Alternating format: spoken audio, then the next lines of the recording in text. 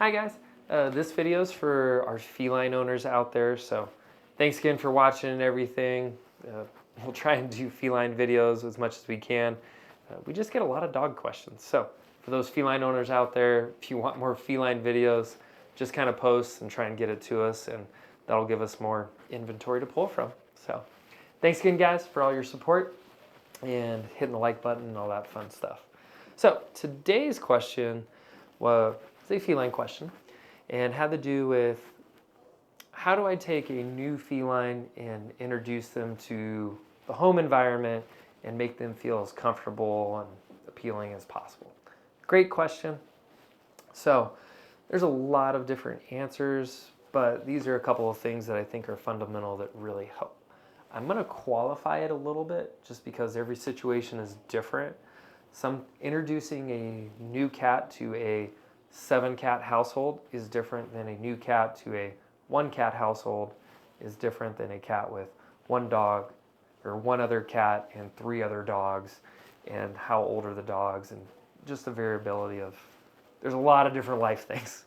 So we're going to keep this one kind of simple with, we'll say, single cat household introduction.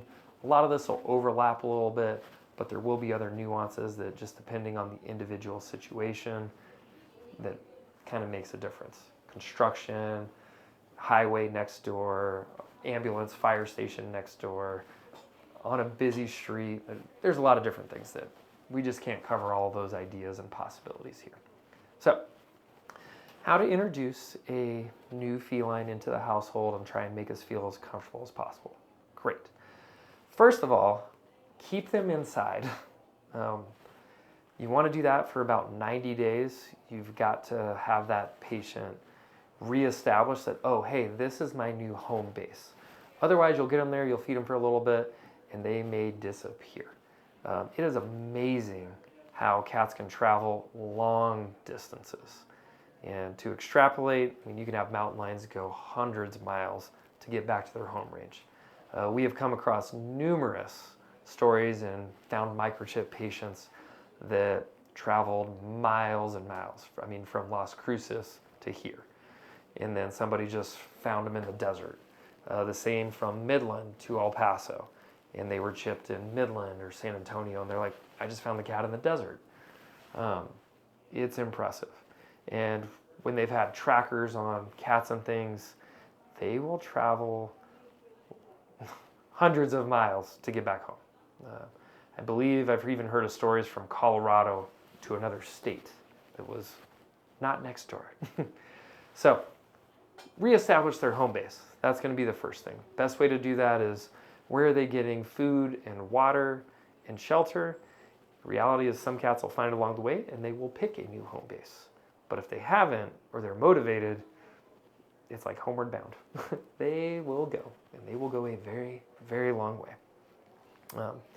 So keep them fed, keep them inside for 90 days. That's generally enough time to keep most of these guys, oh, okay, this is my new home. Cool, this is where I'm going to be. Another one that I think is really nice is the Feel Away. That one's usually an over-the-counter. It's basically feline pheromones. It's a nice little thing to kind of have in plugins and around. That one will probably help a little bit if there's multiple pets in the household. It can take some of the agitation down. Once again, a lot of variables. Other young patients, old patients. Are they grumpy old men or women? Are they playful puppies and kittens? That all varies quite a bit. Some of the other ones are kind of the housing. Cats have very strong personalities. They're a little bit easier to pick up on than the dogs, or it's not a good way of wording that, I apologize. But they have strong personalities. A lot of cats tend to be, touch me when I tell you, I will come to you when I want attention, versus our dogs that are, hey, I want to be in your lap, love, hugs and kisses, and slobber all over you, and that's my life. Some cats are like that. Some cats are not. More cats tend to be solitary and kind of want to be on their own or something.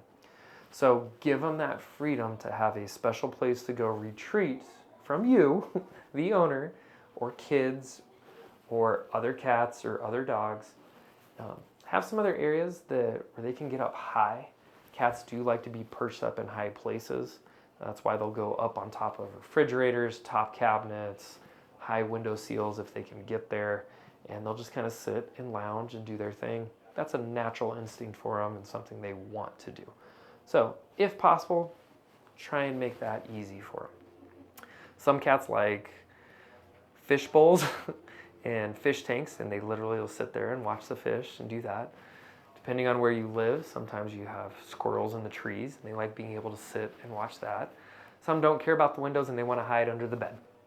So every cat has a little bit different personalities, so you want to give different little cubby holes, different types, different things, and they will pick what they like based on what's going on in the environment. Thunderstorm, loud noises, maybe under the bed versus on the window seal. But create some different options for them, and they'll tell you what they like. They're pretty good about that. And, little trial and error, tweak some things. One little side note tip that I do like on the feline side is these are predators. They like to hunt, they like to stalk. That's why a lot of feline owners get surprise gifts of birds, lizards, whatever else gifted to them. So one thing you can do to help with that predator instinct is just take a piece of tissue or a napkin, put a little cat treat or something in there, and you can kind of hide it around the house a little bit. I wouldn't pick anything that if you forget about it or they don't find it, it gets super rotten and stinky, because that might happen. But then eventually they'll kind of figure out, oh, hey, I found a goodie over here. Oh, I found one over there. And it keeps them active and going. And it's kind of a little environmental enrichment game you can play with them. It can kind of be fun for everybody. But you got to kind of train them that this is what they're doing and try and cater to that natural predator instinct a little bit. So there you go, guys. Hopefully that was helpful for you. Look forward to your suggestions for the feline videos. We'd appreciate it. And thanks again for all your support, guys.